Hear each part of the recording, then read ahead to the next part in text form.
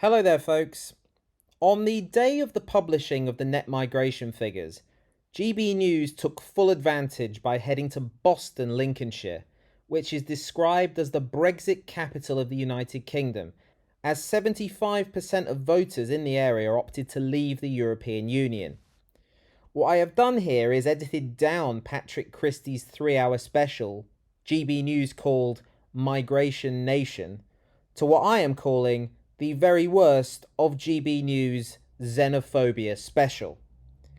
Now that is perhaps being slightly unkind to the subjects of the video, because some of them have been swallowing the Kool-Aid for so long, they no longer know what is real and what isn't. All they can see is how their town looks and feels today compared to the nostalgic version from many moons ago that exists in their minds. That's not me brushing their concerns under the carpet, but dare I be as rude to say I think about these things with a little more nuance, enough to realise migration is one of the many factors at work here. I often find it remarkable how people like those in this video have their nostalgic view of how their community used to be, and separately have their nostalgic views of how the NHS used to be, or how community policing used to be, and they cannot join the dots between all three to lead them to the one common denominator. 13 sickening years of Tory rule, primarily dominated by years of austerity which towns like Boston continue to reel from after all this time.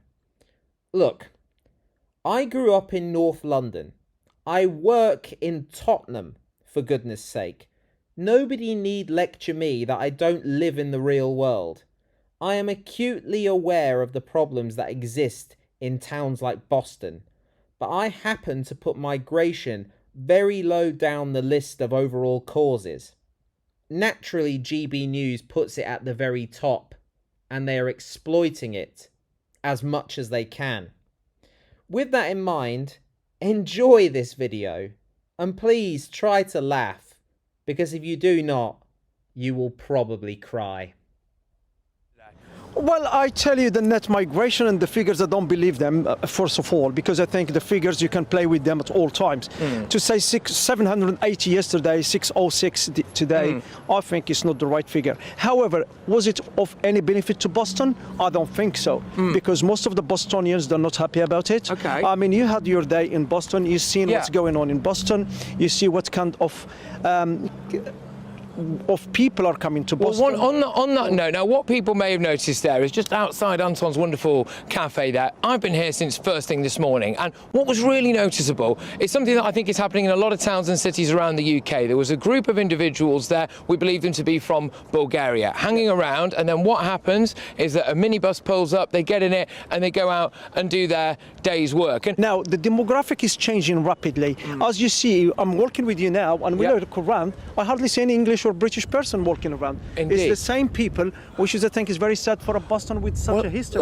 And the nickname locally for this area now is Foreign Island, is that correct? That's a very funny name. I tell you, probably you may say that, because none of the British people go and sit there on the benches. Now, Chris is, I think, quite an outspoken local resident when it comes to some of the issues that he says mass migration has caused in this particular area. And I'm going to throw it over to you, Chris, because as far as you're concerned, I think it's actually quite unusual to see the police here. It's a remarkable coincidence, isn't it? Yeah, it is. Yeah, it's quite strange to see them. But recently I tried complaining to the council since this time last year till October. I was getting completely ignored. I was sending them footage, you know, pictures of things like people pooing in the streets. Right. And they ignored me. So I said I'd make them public, started making these TikTok, Facebook videos to bring awareness to it. Again, nothing really happened. People would move them to another area, so they're moving the problem from one business to another business. Since then, I've been targeted by them.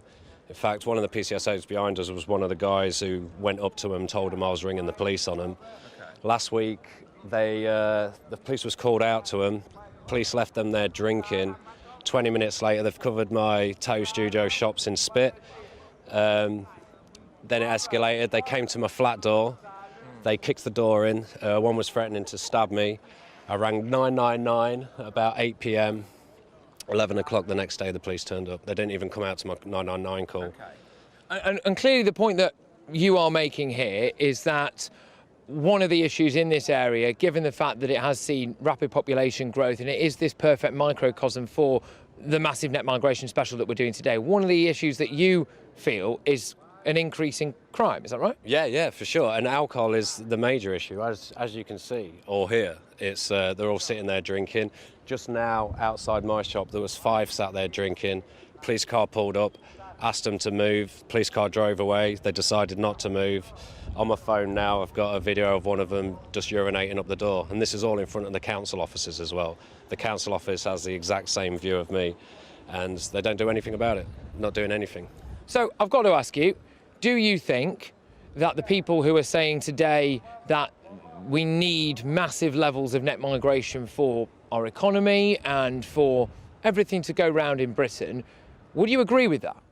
I would say there's hundreds of hard-working immigrants here, but then you got this. But then there's a lot of these that are just sat around drinking all day. It's made this town dirty, violent. You know, there's a lot of stabbings around here, and it's not getting better. It's just getting worse and worse and worse. Okay, all right. Well, look, good luck to you, Chris. I really appreciate your time and for you coming and speaking out, and hopefully, you know, you can feel safe in your own town, really. That would be quite nice for you, wouldn't it, really? We're coming into a square now. Now, John, the reason you stopped is because we see that the police are here at the moment, all right? And apparently they're not always here. But you're saying that there's always a bit of an issue when it comes to mass migration, etc., in this particular part of the town. Is that correct? That's correct, yeah, 100%. What's going on for you? Well, there's a lot of drunkenness, bad behaviour, a lot of windows getting broken as well. I have a shop down Wormgate, and we've had 2 or 3 windows broken in the last 2 years. Okay. Big windows, yeah. Okay. Now you voted for Brexit, yes? That's right, yes. Do you feel as though you've got what you asked for? No, not at all. No, because the Conservatives haven't put anything forward. Okay. They just don't want to do it. Okay. And just to clarify, for you, do you think that this particular town, Boston, historic market town, has changed for the better or for the worse as a result of continued record levels of net migration? Oh, it's definitely 100% worse. Yeah, for the worse, yeah. All right. No, because I don't think they all think they're just all out for themselves. You know, they don't care about people. They don't care about the people who live in the country. You know, they care more about the immigrants more than people who live in the country. That's about it. I want to hear from you. Does this area, everything that you've seen and heard about it so far, remind you of your area? This is the kind of place that Gary Lineker doesn't want you to see. OK, so welcome back to Boston. As I've been telling you, it is, of course, the Brexit-backing heartland of the UK. Now, as I've been out and about talking to people here throughout the course of the day, they're all telling me one thing. Infrastructure, infrastructure, infrastructure. This population has grown by at least 10% in the last 10 years as a direct result of mass migration. The population who are English-born here is on the decrease, and of course foreign-born people are indeed on the rise. People are telling me, left, right and centre, that they are unable to get GP appointments, that the housing crisis here is very, very real, that the battle to access basic public services is a daily struggle. But if you look around here now, unfortunately, this is also an area that is, I think, quite representative of many high streets in Britain. We've got shops closing just around you there. The high street over there is frankly being quite decimated.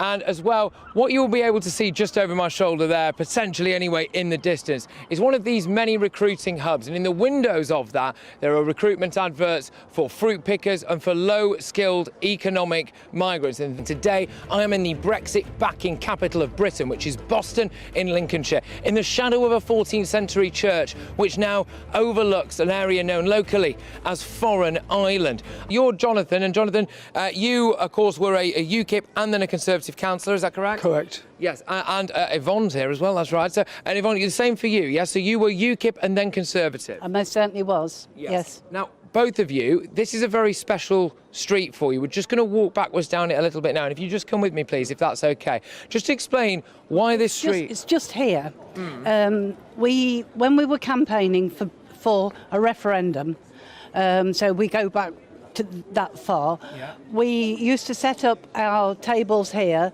and have printed material on and would pass it to the material to anybody who was interested. I only ever had one person that wasn't interested. This person swore at me, but that was okay. I haven't seen the figures today, but I understand it's probably something like 700,000. So it's greater now than at the time of Brexit. The only good point is at least we haven't got the EU telling us who we should and shouldn't allow in. At least we have some element of control there should we choose to exercise it. Yvonne, what was the main reason that you guys went from UKIP to the Conservative Party? Well, for me personally, UKIP seemed to be starting to mess about. Nigel had moved. They haven't solved the boat people issue, which is another bone of contention with the normal population, or sorry, most British people, I would say. As we've already seen, actually, right at the start of the show on 3 p.m, after we finish today, go on YouTube, rewind us, and you can see exactly what happened. The police pulled up behind us here. That square, which I'll just whiz you around and show you here. So this square here, the locals kind of... well, I call it a foreign island, as it were, for the obvious reason that there can be quite a few people hanging around there. The police were there. There can be a bit of disorder, and quite a few locals do tell me that they're a bit afraid to come out at night, especially the elderly population. Here years ago, when Labour opened up, and we had a lot of Portuguese come in, there was riots here and everything, because, I mean, they couldn't accept what was going on. There's plenty of people milling about here, you know, not or whatever, you know, sort of thing. So, but it's the English aren't lazy people, you know, despite what people try and take out. We're the hardest working people. We went and liberated Europe as well. Thank you, lot, for not remembering that, you know, sort of thing. You think they'd made it a bit easier for us for the crossing, help us a little bit, you know, sort of thing. So it's got worse. Round here is unbelievable. This is not a true picture today. I don't know what's happened here today, but it's not a true picture. One thing that is fascinating, and actually it's worth mentioning, Paul, is that when we were here with the cameras, we've been here all day, the wonderful Bev Turner was here before, when people clocked that we had our cameras around, the area there did clear up somewhat. That apparently is normally full of people hanging around. And the police arrived as well, which was staggering, considering that a lot of the time the police aren't normally here, supposedly. It's a hard job for them, you know, but I mean, it's not a true reflection around here. I mean, bank over there, what I go to, a few months ago, there was a lady in there, very distressed. And I said, what's the matter? She was even these people had bumped into her outside. I won't say what nationality I thought they were, but there's all shell suits and whatever. And she was very concerned, and then she was upset. And I had to walk her out to a lift over here. It's little things like that, you know. But a lot of locals here are saying to me that when nighttime falls here and dusk begins, people don't tend to feel that safe on the streets as a result of, well, net migration, I suppose. Would you agree with that? Definitely. A lot of my customers, I mean, I repair washing machines locally, sort of thing, so I'm going to customers' houses. They will not come into town. Various ages, actually. They don't have to be older people or younger people. They will not come into town. They just do not like the place. Charity shops shutting, emptying, shops everywhere shutting. A friend of mine, Coops Motors, he used to have a garage down Broadfield Lane. Next door to him, there was distilling vodka. It blew up. And now he's moved down to Marsh Lane, sort of thing. How he didn't get killed, I do not know. You know, there's a lot of underworld stuff going on around here. We have some fantastic you know, customers from all walks of life and all countries, various that have made good homes for themselves here. But there's also, we have our own, let's say, bums as well, you know, and they've got some of these ones have come in here, you know, sort of thing. So, and it's just, you know, it beggars belief really to how it's been let go. Well, I didn't vote for this. Okay. We need people like Nigel to grab it, come on, lead the country against all this and sort it out. Who will you vote for at the next election? I've got to be honest, I don't know, you know, sort of thing. So, and it's, I'm worried about Labour saying that they might reverse Brexit.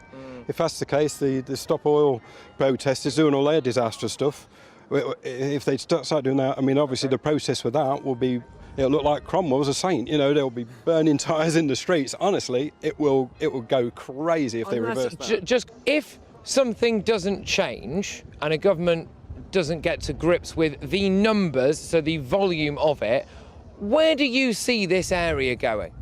This area, you can see it now. Everywhere's shutting down. This will be all probably, you know, if you go down West Street, that used to be a lovely shopping street now.